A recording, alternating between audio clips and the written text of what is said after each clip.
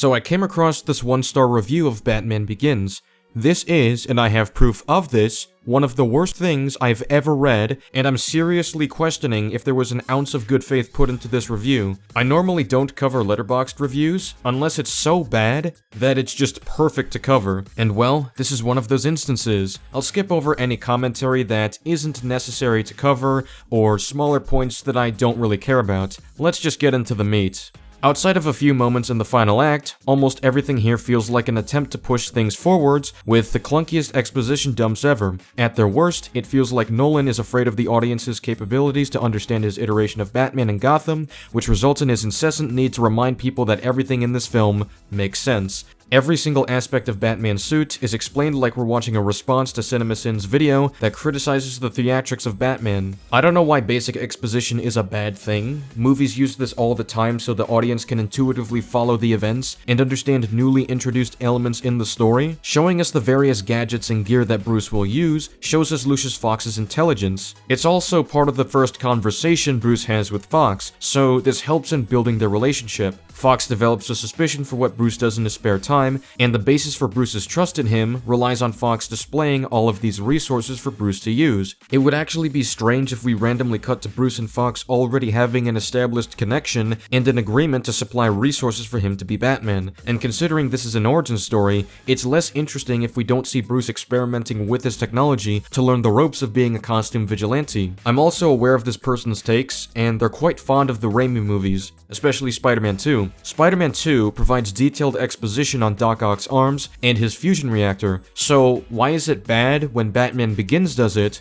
but not Spider-Man 2? And I haven't even begun to elaborate on the film's genuinely evil outlook on how crime and justice work. As far as we're led to believe, Liam Neeson and his gang of Asian-coded, if not straight-up Asian villains, are portrayed as infiltrating Gotham and causing poverty, because surely people like Bruce's parents aren't the problem. It's those pesky foreigners messing with the sacred sanctity of American capital. On top of that, Ra's is portrayed as someone who believes in might makes right, and seemingly is an antithesis to Batman because he kills people, right? And I think there are a lot of disingenuous people online that just want to hate on the film. They don't want to make it better, right? They want to hate on it. There is so much wrong with this. First of all, Mosquito implies that this movie is xenophobic against Asian people to serve some agenda against foreigners. Interesting. Why don't we take a look at the League of Shadows themselves and how Asian-coded they are.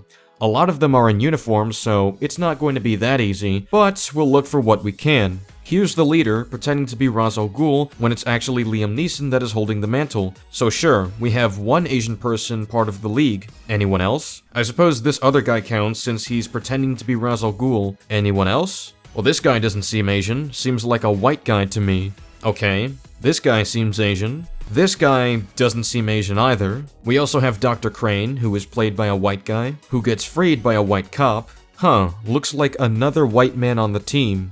Oh look, another white man on the team. In the background, you can see another white man on the team at the door to make sure no one gets out. Okay, so based on the faces I did see of League of Shadows members, most of them aren't even Asian, so I can only conclude that due to the racial diversity of the team, alongside the fact that the League of Shadows will recruit people from anywhere around the world and have operated around the world for thousands of years, this organization isn't actually Asian-coded and doesn't go out of its way to make Asian people look bad. What it actually seems like is that Mosquito saw an Asian guy pretending to be Ra's al Ghul, saw a few other Asian people on the team, and then just somehow concluded that this must be an Asian-coded team and is targeted against Asians. Ignoring the fact that the real leader is played by Liam Neeson, a white man, you're just racially stereotyping League of Shadows members as Asian or Asian-coded, despite the fact many of the races we see aren't even Asian, and white people like Bruce Wayne from America are recruited onto the team as well. So let's get this straight. Mosquito is implying that this movie is racist or xenophobic, and to prove this, they proceed to racially stereotype the League of Shadows. This review is beyond parody. Am I the only one who did the reading? It's also funny that Mosquito implies that the movie is blaming foreigners for the corruption in Gotham, even though the corruption existed before the League of Shadows even interfered. The corruption is why they interfered.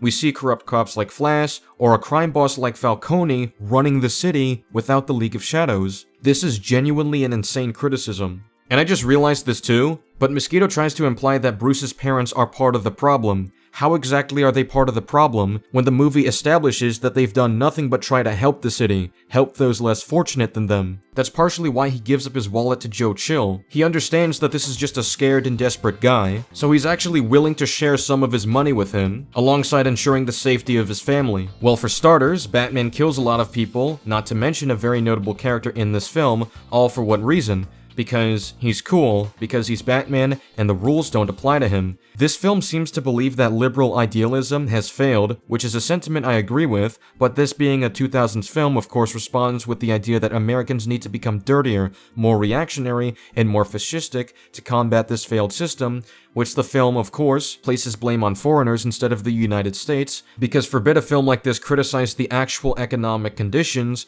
that cause these problems. I actually want to make a more in-depth video on this, and perhaps I can make it soon after this one, but Batman Begins doesn't ruin his no-kill rule. To briefly summarize the big example that people use, Batman leaving Ra's al Ghul in the train doesn't actually violate his no-kill rule. In order for Batman to save anyone, this requires the person being saved to cooperate. If they move around too much or try to fight Batman, this will prevent Batman from using his equipment safely, and it will cause both of them to fall and die. Ra's al Ghul destroyed the train controls. He would rather die than accept defeat. If Batman tried to pick him up and get him out of the train, Ra's would have ensured that both of them would fall down and die.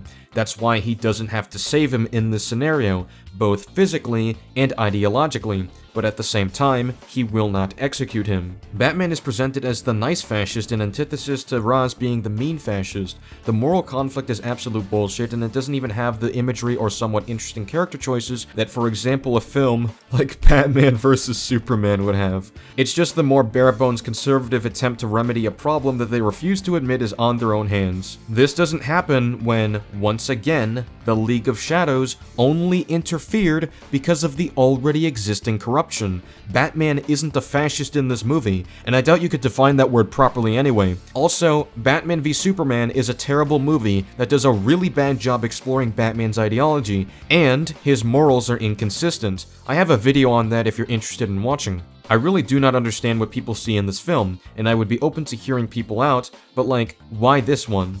Hell, the one kind of interesting thing this film has going for it is Scarecrow, who is portrayed as Batman but evil, even though Batman is kinda evil here, and his scare potions just result in people seeing their worst fears, which are motion blur, and motion blur, and motion blur. Like, this film has such wasted potential in every way. Well, most people don't make the criticisms that you're making here because most of us have common sense. If you actually think that Batman is evil in this movie, then you have a serious media literacy issue that you need to fix. Also, the fear toxin doesn't only show motion blur, it shows bats when Bruce is afraid of bats. It shows a giant bat monster when Crane is under fear toxin. And Batman looks like a demonic figure to the public when they're all infected with fear toxin. This review is easily the most bad faith attempt I have ever seen to criticize Nolan's Batman movies. Seriously, what on earth was that?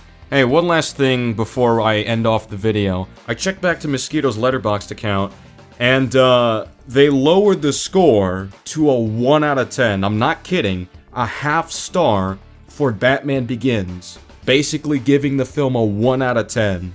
That is insane. Anyway, that's all I've got for now. Let me know what you think in the comments, and subscribe if you want more of these videos. See you later. Goodbye.